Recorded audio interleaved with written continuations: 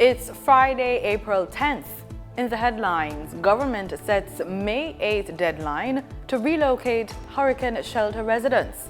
In business news, consumers urged to secure essentials due to impact of Middle East war. Regionally, Grenada and Venezuela strengthen ties. And in sports, Reggae Girls face Antigua in crucial qualifier at the National Stadium. This is the weekend news on PBC Jamaica. I'm Simone Absalom Gale.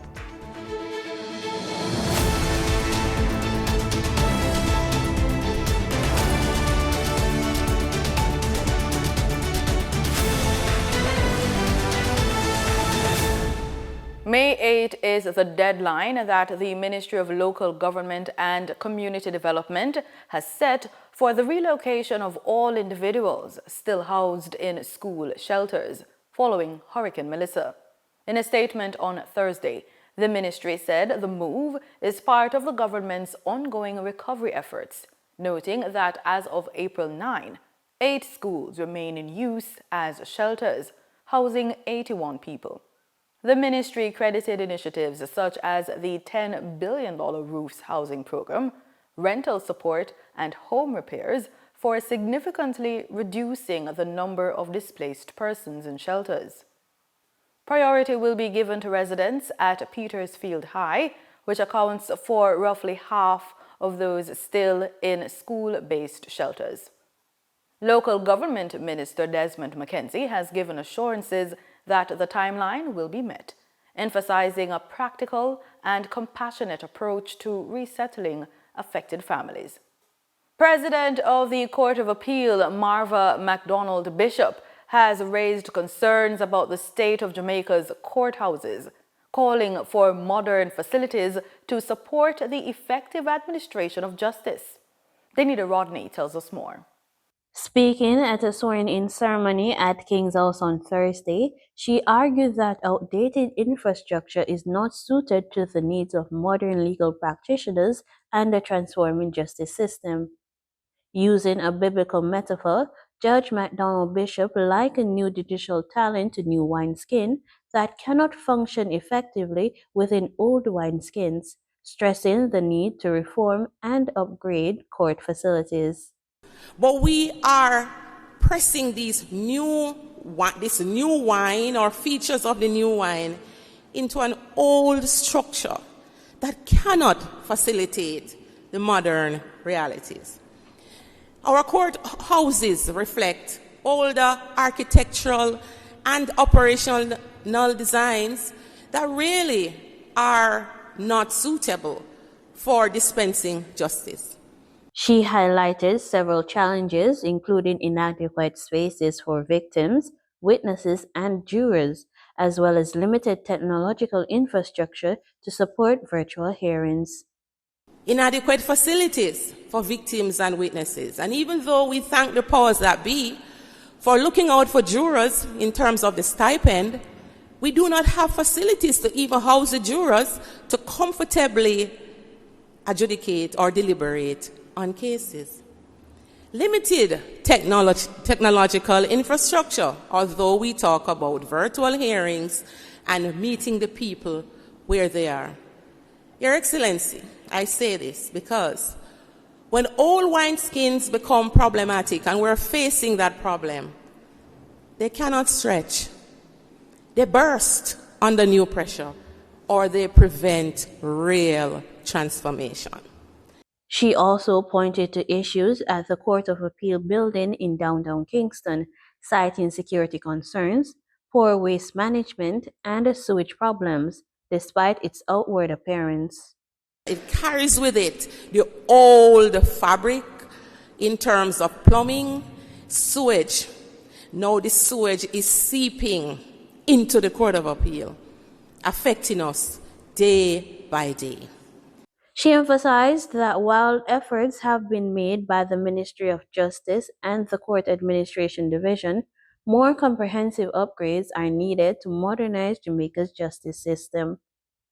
Residents in eastern St. Thomas are counting their losses after heavy rainfall triggered severe flooding and left sections of their communities cut off.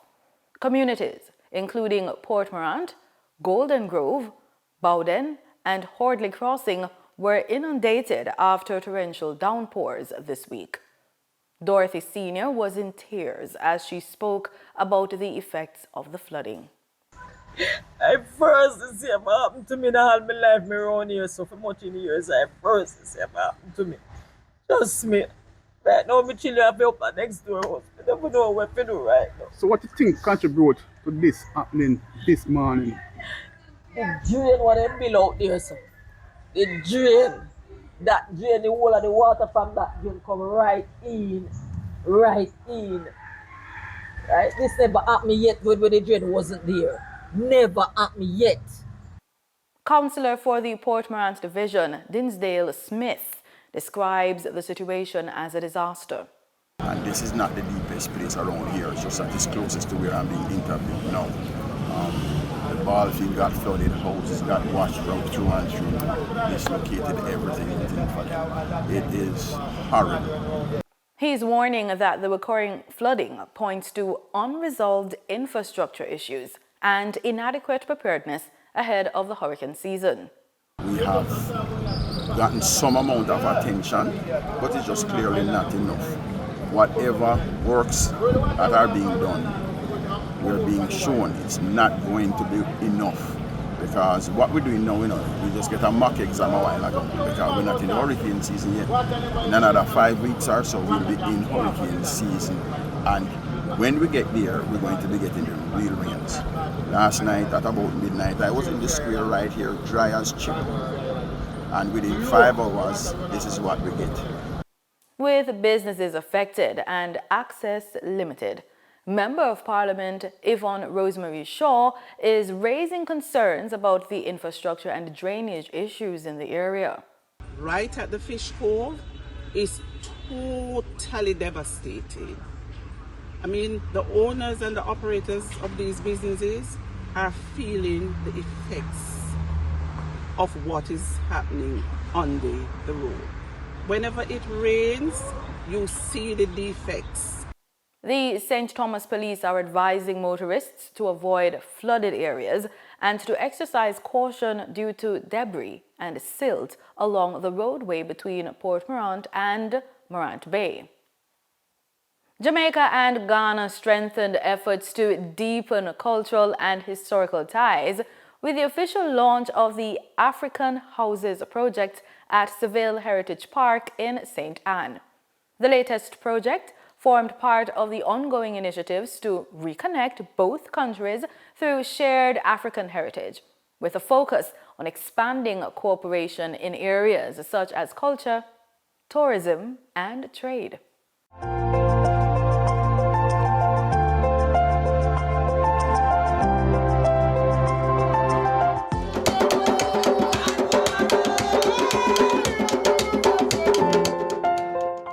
There is much to celebrate at the Seville Heritage Park in St. Anne. Now, a new addition on the grounds is helping to tell an even older story, one that connects Jamaica to its African roots in a very real way. 2 houses built by members of the Ghana Army Engineer Reconstruction Team now stand on the property, offering visitors a deeper connection to the African roots that remain such an important part of Jamaica's identity. The 2 mud houses are carefully constructed in the style of traditional African dwellings, along with an open kitchen area fitted with traditional cooking utensils. From the texture of the walls to the layout of the yard, the structures reflect elements of an African village. They have now become part of the Seville experience, adding something new while deepening the story that's already been told there. The structures were formally handed over during a ceremony in March of 2026. We have come together with our Ghanaian family and have been able to rekindle the flames of earlier relationships and to rediscover the fraternity and solidarity of bonds that were never broken by the enslavers and colonizers. The project is part of that connection. But it also goes deeper than that.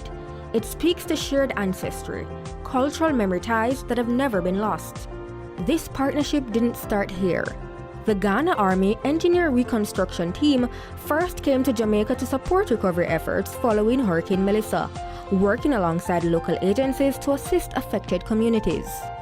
Jamaicans have benefited tremendously from the dedication and selfless service of your skilled engineers, carpenters, plumbers, welders, masons, medical team, everyone who has worked tirelessly alongside the Jamaica Defense Force. You have helped to restore not only shelter and comfort, but dignity and hope within affected families and their communities. Sappers, the impossible we do at once. For a miracle, give us a little time. Ahua! Following the deployment of the Ghana contingent in Jamaica on the 18th of December by His Excellency President John Dramani Mahama of our country, we came in with a number of 54 soldiers.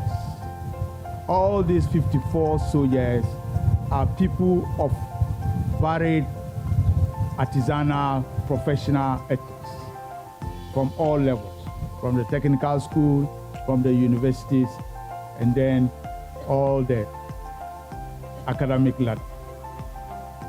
We are very grateful that we had that opportunity to represent our country here. The Ghanaian contingent has since completed its mission and departed Jamaica, following months of collaboration with local partners. But their work is still here. At Seville, these houses now stand as a reminder of history, of connection, and of a shared heritage that continues to shape Jamaica today.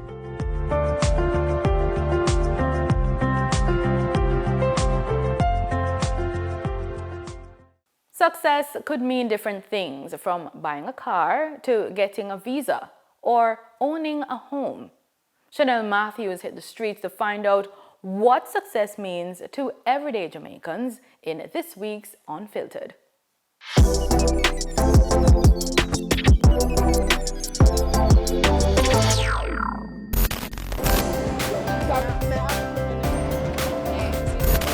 I am Chanel Matthews and this is Unfiltered. Success has different meanings to different people. What does success mean to you? Success to me is being content in whatever sphere of life you're in, being satisfied with whatever you have achieved thus far and still trying to gain, but being satisfied and content wherever you are at life at that time. That, to me, that is success. It's a growth, but you're successful. Each step you take, you're being successful as long as you're doing the right thing and you're content with whatever you are doing. That is success to me. Success means a lot, you understand? You have to just pursue, fight, put in the work till you make it at the top. You understand? As you can see me in the street, I do the right thing. I'm a recording artist. You understand? I could have on corner, I glance on style, but we have to do the right thing. We have to aim to the top. Success means a lot. You understand? And it have a different feeling. It comes with a different feeling and a different emotion. Success is basically setting a goal and accomplishing that within a specific time. Success for me means being able to contribute to society the way that you ought to contribute. So for me, I like to help people, and because I like to help people, success for me means helping as many persons as I possibly can. It means that you're getting ahead in life, and we have so many examples of successful people in Jamaica. They start from little means till they mature into something big. It will have to do with raising my kids in this time. It's not acquiring a house for me or a car, but championing life in this time with my kids, being able to put them through school, to give them the opportunity to become and do better than I did. For me, that is success, because we can acquire a lot of tangible things, but then we have the kids who come and suffer, who didn't do better than we did, who aren't able to carry on a legacy or add to the need. So for me, that is what success is. Success means to me that I have to make it out in life because I want to be a real estate agent, but I will not be studying it in Jamaica. But like I want to make my parents proud and pass everything.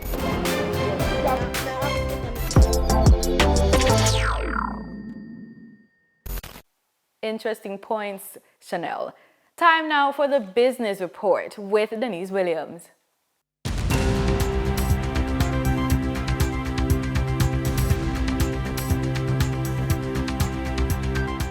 Welcome to today's business report. I'm Denise Williams, bringing you the developments shaping markets, capital access, and business decision-making across Jamaica and the region. Let's get into the stories that matter.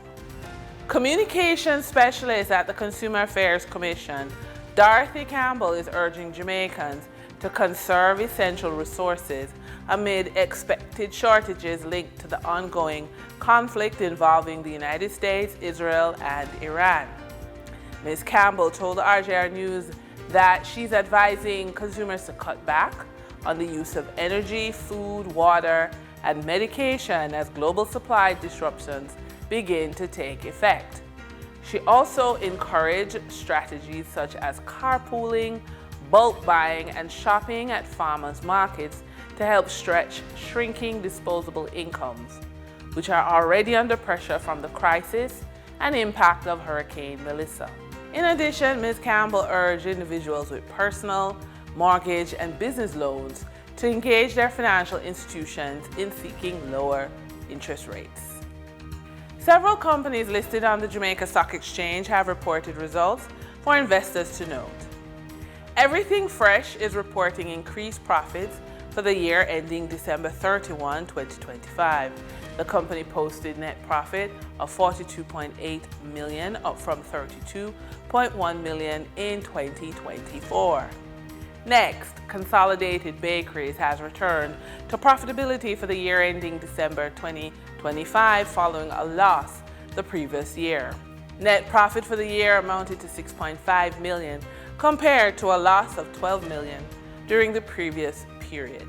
And to round things out, Iron Rock Insurance Company has reported a net loss for the year ending December 2025 despite an increase in revenue. After accounting for taxation, Iron Rock recorded a net loss of $12.4 million compared to a profit of $80.7 million in 2024. For the trading period of April 9, 2026, the most actively traded securities were Trans-Jamaica Highway Limited with 11,498,739 units, representing 46.55% of market sales activities. Kintyre Holdings Jamaica Limited with 5,560,210 units, representing 22.51% of market sales activities. Woodcats International Limited with 1,525,935 units, representing 6.18% of market sales activities. Investor activity remained concentrated in distribution, conglomerate, and transportation plays, signaling continued interest in dividend-producing and strategic assets. Turning to the foreign exchange market based on Bank of Jamaica data for April 9, 2026, Forex traders recorded significant activity with strong demand across major currencies. For the US dollar, trading margins reflected steady liquidity, with the US selling at $156.95 and buying at $159.20. For the Canadian dollar, moderate gains supported by 52-cent transaction spreads meant the Canadian dollar sold for $114.52 and was bought for $115.04. For the British pound, continued volatility offered short-term trading opportunities of $6.44 in profits for the banks. The British pound sold for $207.25 and was bought for $213.69. These movements underscore the importance of cash flow timing and currency awareness for businesses managing import costs debt servicing, or overseas exposure. For our credit report tip of the day, we're looking at when you don't need a credit report. When you use your investments to secure a loan, the focus shifts from your personal financial history to the strength of your assets. Traditional lending evaluates your credit worthiness, but margin lending evaluates your portfolio. This shift gives you more control, especially if your credit profile doesn't reflect your true financial capability or potential. And that's today's business report. I'm Denise Williams, bringing clarity to capital markets and strategy. Until next time, stay informed, stay intentional, and keep building forward. See you soon.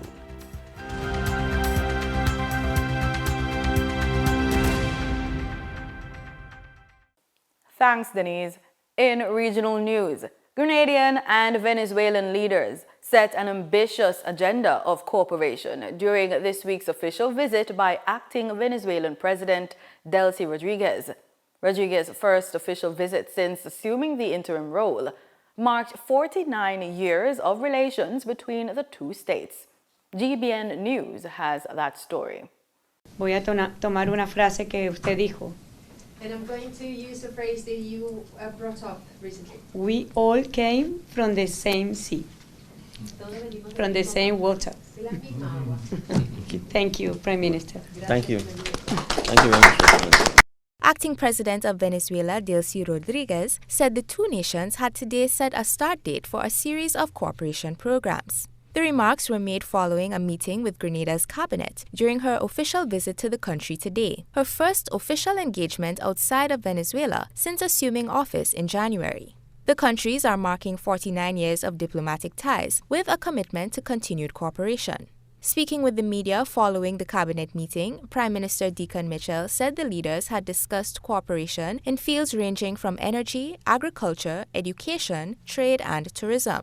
He said dedicated focal points were established to pursue the proposed agreements. We intend to action many of those items by having dedicated focal groups from both the Grenada and the Venezuela side. And so we are quite happy with the outcome of this working meeting, and we look forward to actioning and implementing those areas for the mutual benefit of the government and people of Venezuela and the government and people of Grenada. President Rodriguez described Grenada as having set a regional example of perseverance, self-determination, and sovereignty. Like her Grenadian counterpart, she referred to future cooperation across several areas, including educational people-to-people exchanges. She also highlighted air and maritime transport and the establishment of trade routes. También hemos abordado en materia de transporte aéreo y marítimo. We also touched on transport regarding maritime and air transport. Que podamos dibujar una ruta de comercio exterior para nuestros países.